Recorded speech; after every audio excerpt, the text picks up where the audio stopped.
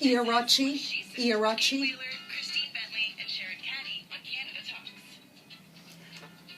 And we're back on What She Said. I'm Sharon Caddy, Christine Bentley over there. We are so excited to be welcoming Vanessa Irachi to, did I say that right? You did indeed. Oh, that was, because I wanted to get it right, because we are so excited to have TD on board for this brand new segment, Your Story, Your Future. Yeah, we're very excited as well, so thanks for the invitation.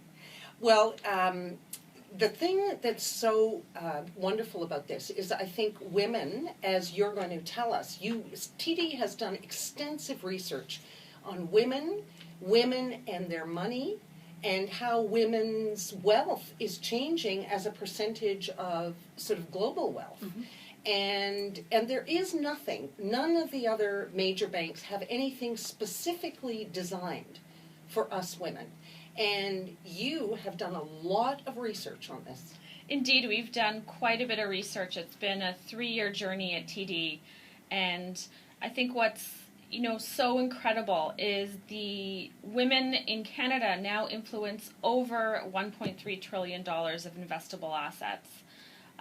And they control more than 50% of the money in motion. What that means is really the money that's moving from one advisor to another. So it's a massive market for the advisory industry for sure.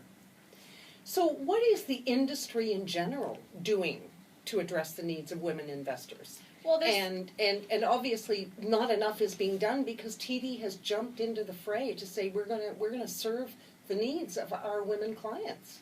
Well, it's a great question, because I think lots of folks in the financial industry do terrific work with women on a one-to-one basis, but from an enterprise approach, in terms of saying we're going to make this a priority at the top of the house.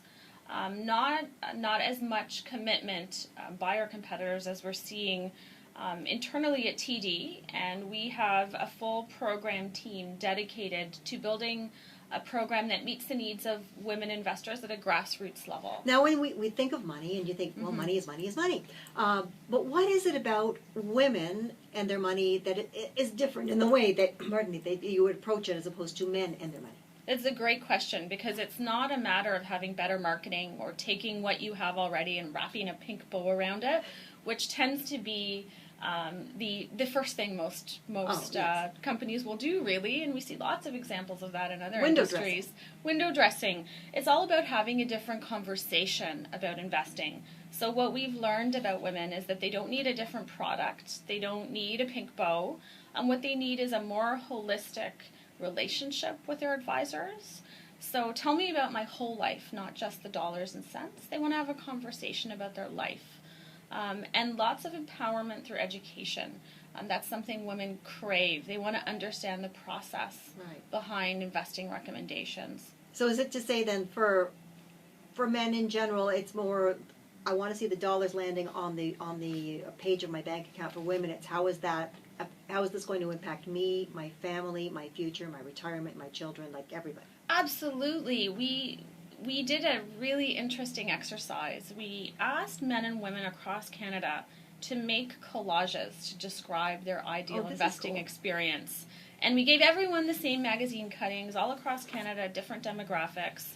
And time again, the women would produce a collage. And this was true of women across different geographies, across different socioeconomic categories. Collages with images of family, peaceful, calming images, words like, I want to have peace of mind. And it was really funny when we contrasted that to what the men produced, which were lots of big, shiny objects, cars, boats, charts. This doesn't surprise me. One of them had cut out the letters to write the words, show me the money. Oh, wow. And it was really interesting because, looking at all these collages, you realize it's not that the investing industry was knowingly ignoring women. It's simply that we've always catered towards the male ideal, the investing experience. When you think about our marketing materials, how we're typically trained in the industry, it's always been catered towards, big shiny objects and the male ideal. Well, Vanessa, I think part of your study found that there is a big, big gap in the market, that that despite women's influence on the wealth market, only a small percentage feel financially successful. Yeah, absolutely. Only 12% of women in our poll feel financially successful. And that's really disappointing. So it's not just that women are controlling wealth. As you mentioned, there is a need for an industry to do something to solve for this gap. And we categorize the reason women don't feel successful, or the barriers, as the 4 myths. Okay. One is the myth of time, or the belief that it takes a lot of time to have and maintain an investment plan.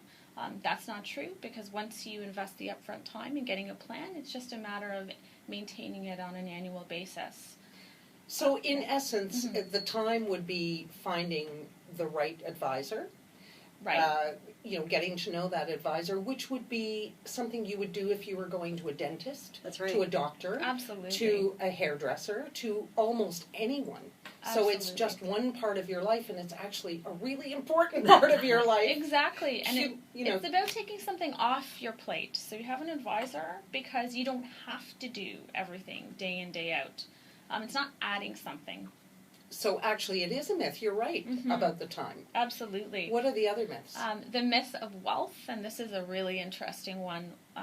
It's consistent with some of the findings in Sheryl Sandberg's book, which women tend to believe they need to be millionaires or have a lot of wealth to warrant the attention of an advisor. So men will actually put up their hand at a lower value of wealth when asked the question, do you believe you warrant the attention of a financial advisor?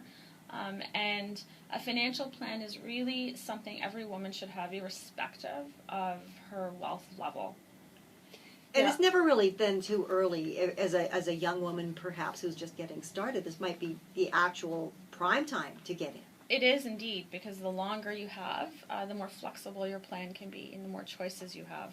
But what about for women then, maybe who, in my age demographic, let's say, who perhaps were frightened, and really women's issues were not necessarily being addressed. We were not being targeted as, hey, you know what, you can get control of your money and make it work for you.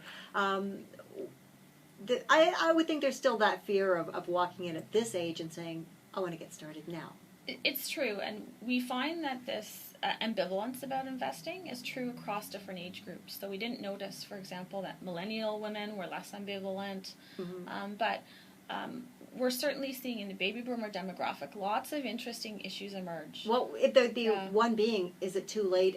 Is there time to even do anything? Well, absolutely there is, and what we're hearing is interesting questions from your demographic. So whereas before it was very linear, that you worked until a certain age and then you were in this retirement phase, and that was a new phase, but it's a much more organic lifestyle now. So what we're hearing from women in your age bracket are, I've always really wanted to start a business. I'm doing something I'm passionate about. Can I do that?